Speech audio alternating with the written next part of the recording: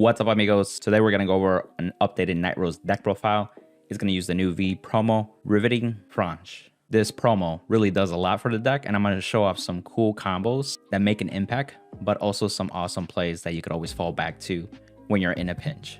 So let's get right into it. Check out Dueling Guard's deck boxes, playmats, and binders. The great quality products that are anime based. They continually have more anime options becoming available. Use the affiliated link in the description for a 5% discount on your next purchase. So real quickly, with the winning image, we still want to focus on the multi-attack aspect that Nightrose brings. Furthermore, Riveting Franche has that ability too. On battle, when it's boosted, you can revive a card that isn't her, essentially, to the other rearguard circle. And so you can revive Skull Dragons, Ghost Ships, and really go ham at that point. So you're extending attacks. This was not really possible with rearguards during the battle phase in V Premium. You can only do this in regular Premium. So this is a new addition to keep extending more attacks outside of the on attack from Nightrose's skill. Nightrose's revival skill will bring like Columbar and Beatrice and help extend another attack that way, but this is a rearguard that can actually do it outside of the Vanguard. And then we also incorporate a mill engine. We need to get cards in the drop zone, both quantity and quality, and it makes a big difference. The other aspect that Cutlass brings is that it's a countercharger and also a booster for our V promo. So starting with the grade 3s, we are playing 4 copies of Nightrose. We want to make sure that we ride this as Vanguard, so we want to see as many copies as we draw into them or mill them, and then you can grab them with Greed Shade. That's super handy. The first skill is that it gives 5k for each rearguard during the battle that it attack, and it retires it. This is super important. Make sure rearguard's beefy, but also reusable during the battle phase because they become eligible targets in the drop zone. The second skill is really what enables the multi-attack. It calls a column, but then you can extend with other cards so you can get another card on the other front rearguard circle. And if your opponent's Vanguard is grade 3 or greater, then it gets plus 10k. So the Vanguard will get stronger over time. We're also playing 2 copies of Beatrice and 2 copies of Skull Dragon. So Beatrice is really our extender during the battle phase, but you can also use in the main phase. So Blast 1 revives something that is in itself. And also with Skull Dragon, we typically like to play 3 because if we're doing like the 4 Skull Dragon attack turn, we typically revive 2. And then when Nightrose's attack revives the column, you can revive the second Skull Dragon with the Beatrice behind the Skull Dragon. However, because of the promo, we're able to kind of get away with 1 less Skull Dragon because during the same time on the field, you really just need 1 copy of the Skull Dragon and you can still perform 4 Skull Dragon attacks in that same turn. If you don't feel comfortable, you can still bump it up back to 3. We are also playing the grade 3 heals. You want to survive that early game if you go against a very aggressive deck. There are a lot of Excel decks, so this comes up when it comes up at that point. Since our Vanguard is Nightrose and not typically Beatrice, we don't get super benefits if we decided to play Ghosty heals. Now for the MVP of the new updated list, and then that is Riveting Franche. And so this card not only extends attacks, but its second skill is able to discard itself to check the top 5, get a grade 2 or less, and add it to your hand. This can help with right targets, but this also sets up for rearguards that potentially you can use, such as like Skeleton Sea Navigator, Necrobone, Greed Shade, Columbar, you name it at that point. And so you can use that. Its on-attack skill is also Vanguard based, but usually we save this to like the grade 3 turn right when we're ready to pop off, essentially, to get the maximum value. The one drawback about this card that really concerned me when it first was revealed is having a booster. The last rearguards that you have to work with, usually like a Skull Dragon by itself, would be very advantageous for us, so we don't have to worry about worrying about committing a booster at that sense. But there are ways to mitigate that, and that's why a card like Cutlass comes into play a lot more often than you think. I play 4 copies because I like to see this card ASAP, but it also helps with the consistency overall. And if you can discard this card, which adds to the 10 or more into the drop zone, while getting your other combo pieces, it really is a plus at that point. Later on, if you see multiple copies, it's a card that you can just call from hand and really have a lot easier to set up cards from the drop zone with like Necrobone and other cards that are revival based. But if you want to really narrow it down to like 3 copies and make room for something else, you're more than welcome to. We're playing 4 copies of Columbar. Columbar has become even more important again. With V Premium, 1, you need to get your combo pieces, so this is the perfect Vanguard target, but later on too, you can revive this with Necrobone or call this from hand. Get combo pieces that you still need, such as like your Skull Dragon, Beatrice, your Cutlasses that you need extra to bind and get a counter-charging call. So it really just comes up at that point. And there's a play that I would like to show too, that because of this card, it makes it where like if you don't have any cards until you draw for your turn, you can still do an impactful turn. Then we're playing 3 copies of Greed Shade. So you still need to not only mill cards, but also make sure your hand quality is great. Also, if you need to get combo pieces to keep extending and setting up your drop zone properly, There'll be ways where like you may be milling certain cards, but you can use like, let's say, Greed Shade to grab a 30k Sentinel, our grade 3 right target like Nightrose, for example. But you could also like ditch cards in your hand that you draw normally, and cards like Skull Dragon and Ghost Ship are useless at that point.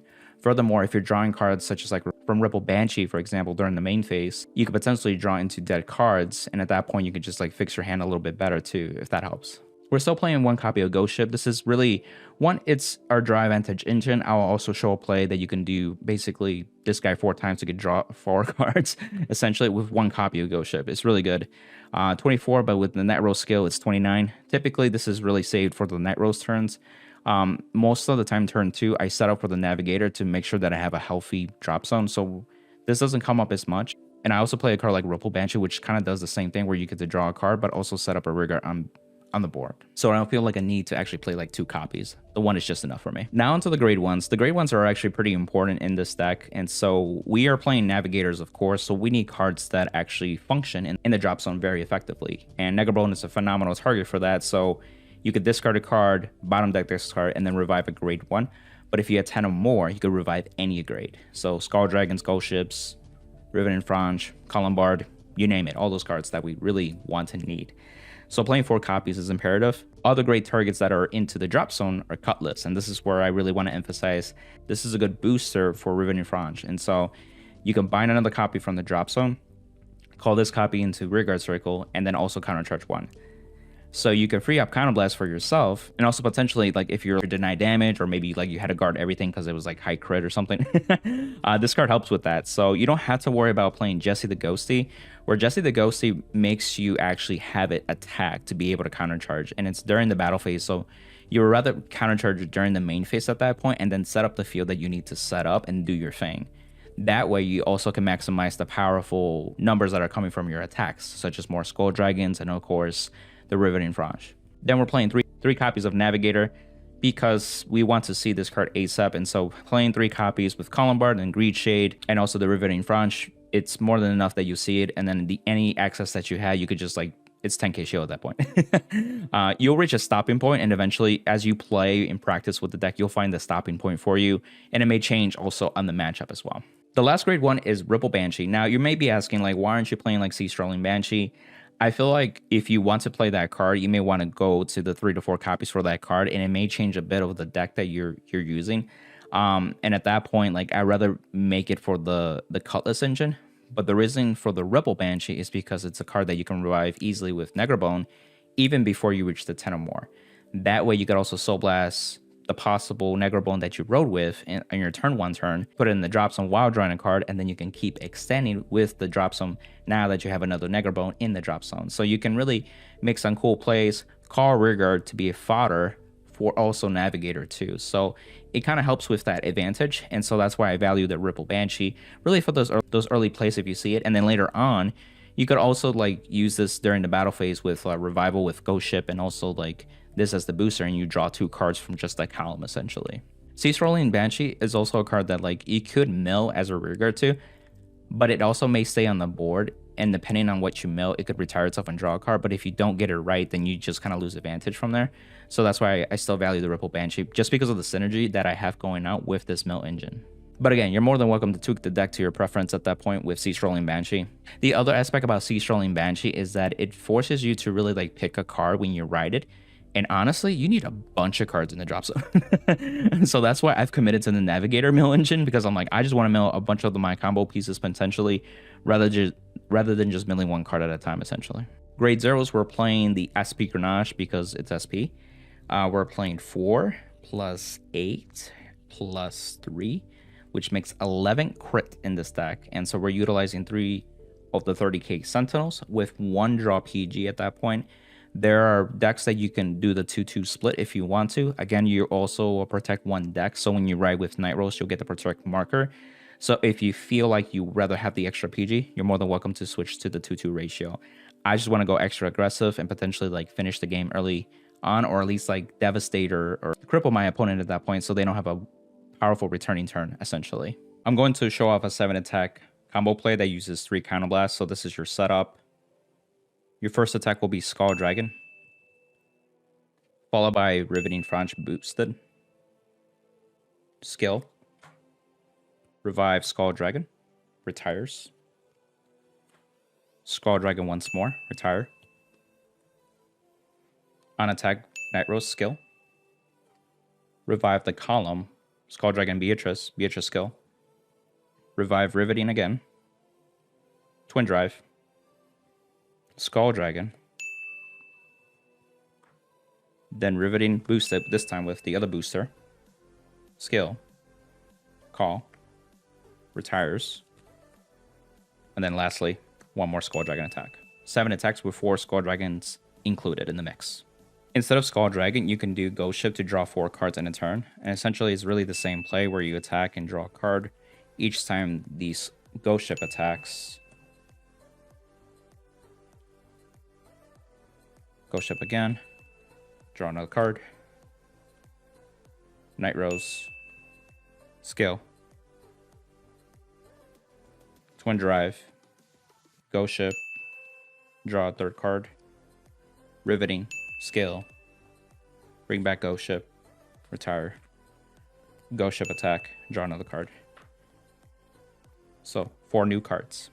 Sometimes your opponent may push you really hard and you have no regards. You only have the card that you draw for turn, and you have 2 CB and you have some Sol. If you have these cards, you can still make an impactful turn. Use Necrobone first. Discard the card that you drew. Revive Columbard. Columbard CB. Mill anything that you need still. Revive the Skull Dragon. Use Double Cutlass, basically binding 1. And countercharging 1. Now you can attack without boosted, 14k. Retire. Skull Dragon attack. Retire. Nightrose attack. Counterblast 1. Skull Dragon and Beatrice. So blast 1. Revive Riveting. Twin Drive. Skull Dragon again. Retire. Riveting. Counterblast 1. Revive Skull Dragon. Retire. And then last attack. Boom. 6 attacks with 3 Skull Dragons in the mix still, with only the card that you drew for turn. And that's the deck profile, amigos. I hope you enjoyed it. A lot of cool combos. We can be very aggressive, but we can also make a comeback too. And then we can make some advantage type of plays too. Nightrose is still a very fun deck, and it's one of my favorites, especially for the V Premium format, where it's kind of like Premium, but without the strides, obviously, in the OT. But this deck really is fun to play, and it's also really very good in this metagame as well. I definitely highly recommend it, especially if you have an interest in granblue. If you'd like to get better at the clan or even prep for a BCS, I offer one-on-one coaching too, so feel free to check out my information. Just happy to help out where I can. Also, if you want to support the channel, use the affiliate links like TCG Player, 50 Card Shop, Trading Card Mint, Card Trader Zero, and then also check out Dueling Guard's products for deck boxes, binders, and playmats to increase your anime swag. On to the next one, amigos. Bye!